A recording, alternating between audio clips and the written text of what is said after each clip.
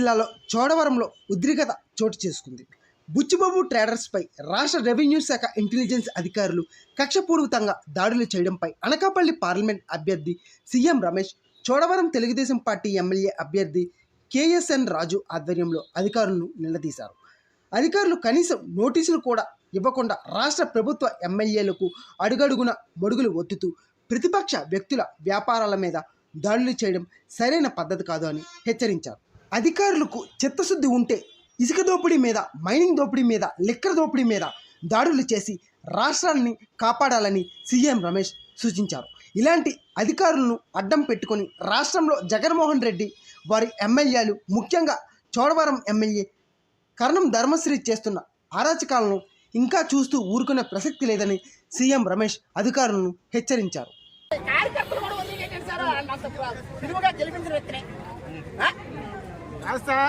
ఆంధ్రప్రదేశ్ లో band షాపులన్నిటికీ CM గారే వాండరు, దానికి లెక్కల పక్కల జగన్మోహన్ రెడ్డి గారు కదా వాండరు. ఆంధ్రప్రదేశ్ లో ఉన్న బ్యాండ్ షాపులన్నిటికీ జగన్మోహన్ రెడ్డి గారు ఒక్కడే వాండరు, దానికి లెక్కల పక్కన చూపించరు.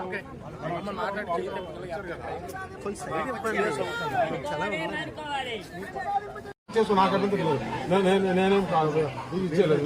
నువ్వు ఇట్లా మాట్లాడుతున్నావు. మీరు వచ్చిన తర్వాత అవన్నీ చేయము. ఎవిడెన్స్ మీరు తీసుకెళ్ళిపోయినారు. నేను తీసుకోలేదు, నువ్వు డబ్బులు తీసుకుపోయినావు. మీరు టాక్టికల్ గా చాలా టాక్టికల్ గా మాట్లాడుతున్నారు. టాక్టికల్ గా మాట్లాడేది నేను పెద్ద జ్యువెలరీ షాపా? ఒక్క నిమిషం ఉండు. ఒక జ్యువెలరీ షాపా లేకుంటే ఏదైనా పెద్ద బిజినెస్? ఒక విలేజ్ లో ట్రైల్ షాప్ అని పెట్టుకుని మీరు ఒక్క నిమిషం నీకు ఫోన్ చూపిస్తా. ధర్మశ్రీ 3 రోజుల కిందట ఫోన్ చేసి నువ్వు తెలుగుదేశంలో మద్దతు ఇస్తున్నావు.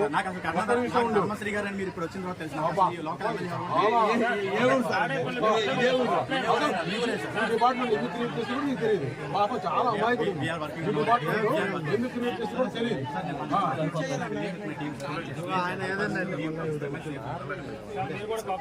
తప్పకుండా మీకేం కోపడతామో చెప్పు. మీకేం కోపడతామో మళ్ళీ మిగతా బ్యాలెన్స్ డబ్బులు ఇక్కడ కూర్చోవాలా? అదేం అవసరం లేదు. చాలా కాకపోతే చాలా చూడ చేసిన దగ్గర చెప్పమ్మా. సిమెంట్ లో అంతా మొత్తం ఉంది. జిఎస్టీ, స్టేట్, స్నాక్స్ ఇవన్నీ ఉన్నాయి. చేయాల్సిన కంపెనీలు వచ్చాయి. ఎక్కడెక్కడ డిస్ట్రిక్ట్ తో చేస్తావా? మీరు అధికారులు నిజాయితీ అధికారులు కదా. సిమెంట్ ఫ్యాక్టరీలు చాలా ఉన్నాయి. కసిగోడలో చాలా సిమెంట్ ఫ్యాక్టరీలు ఉన్నాయి. కంప్లైంట్ ఇస్తాం.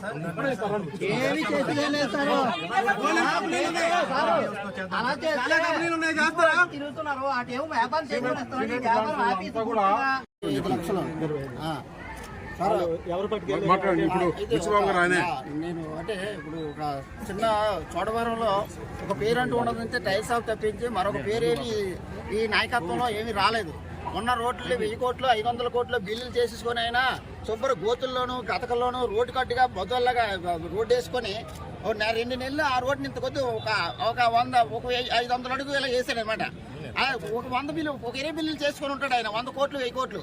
ఆయన నాకు ఫోన్ చేసి 4 రోజులు బట్టి ధర్మశ్రీ అనే వ్యక్తి అలా బిల్లులు చేసుకుని అలా మోసం చేసి అన్యాయంగా చేసి 4 రోజులు బట్టి నన్ను రాత్రి పెడుతున్నాడు.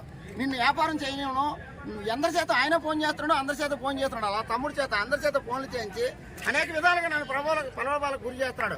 ఈవేళ ఎక్కడో సెంటర్ జిఎస్టీలను పంపించి సెంటర్ జిఎస్టీ ఆర్డీ చేస్తే ఈ జిఎస్టీ అని చెప్పి పేపర్ ఇవ్వలేదు. అది నాకు అనుమానం వచ్చి సార్ దగ్గరికి వెళ్ళాను అనమాట. అయితే ఎంత చేసినా సరే ఎవరు నన్ను ఒప్పుకోలేదు. ఇవాళ పొద్దున లేదు, మళ్ళీ ఇందాక ఫోన్ చేసి 2 చేత నాకు ఫోన్ చేయించాడు ధర్మశ్రీ. నువ్వు ఎక్కడ ఎంకనపాలెంలో నువ్వు గుణం కడుతున్నాడు బుచ్చిబాబు, ఆడు ప్లాన్ ప్రజలు తీసుకోలేదు. అర్జెంట్గా ఎంక్వైరీ చేయండి అని ఇప్పుడు ఆ గుణం కూడా ఆపించాలి. ఇప్పుడు అక్కడ జిఎస్టీలు పంపించాలని ఆల్రెడీ ఫోన్ చేయించాను. నోటీస్ కానీ ఏమి ఇవ్వలేదు, ఒక పేపర్ ఇవ్వలేదు. జిఎస్టీలను పేరు చెప్పేసి ఎంటర్ అయిపోయి మమ్మల్ని పొద్దు నుంచి చాలా పస్తుని పెట్టి ఇబ్బంది పెట్టి లోన్లు ఆపేసి జనాలందరినీ కింద పంపి సీసీ కెమెరాలు ఆపేసి ఏమి కూడా మాకు అవకాశం లేకుండా మాట్లాడకుండా ఎవరితో మాట్లాడకుండా ఫోన్లన్నీ లాయించుకొని అనాగరికంగా ఇన్నాళ్ళు మూర్ఖత్వం వెళ్ళడిగా వెళ్తున్నారు. ఒక రౌడీలు వెళ్ళడిగా ఒక ఆఫీసులు వెళ్తున్నారు. తీసుకొని ఏం చేశారు? ఇప్పుడు ఎక్కడ డబ్బులు లేవు. అయినాక ఏ నోటీస్ లేకుండా, ఏ ముందస్తు సమాచారం లేకుండా జిఎస్టీ అంట.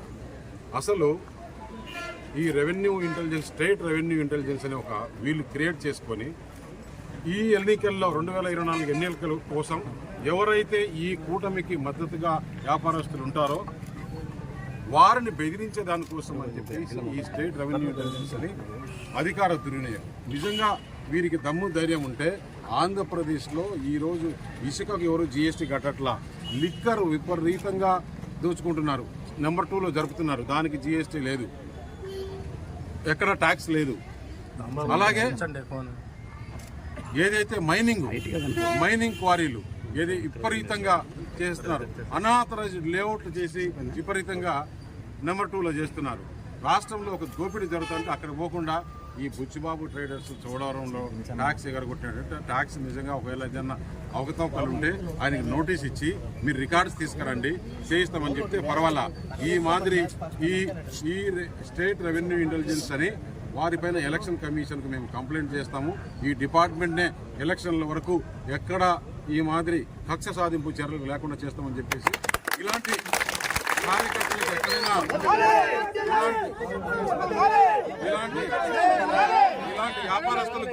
ఇలాంటి వ్యాపారస్తులకు ఎక్కడ అన్యాయం జరిగితే కూడా ఈ కూటమి తరపున మేమందరం ఉంటాం. ఎవరు భయపడాల్సిన అవసరం లేదు. ఎలాగూ ఇంకొక 40 రోజుల్లో ఈ ప్రభుత్వం కూలిపోతుంది, ఈ కూటమి ప్రభుత్వం వస్తుంది. మరి చంద్రబాబు నాయుడు ముఖ్యమంత్రి అవుతాడు, ప్రధానమంత్రిగా నరేంద్ర మోడీ గారు అవుతారు. ఇటువంటి అధికారుల ఆటలు కూడా పట్టిస్తాం, వీళ్ళందరిపైన ఎంక్వైరీ కూడా చేయిస్తాం.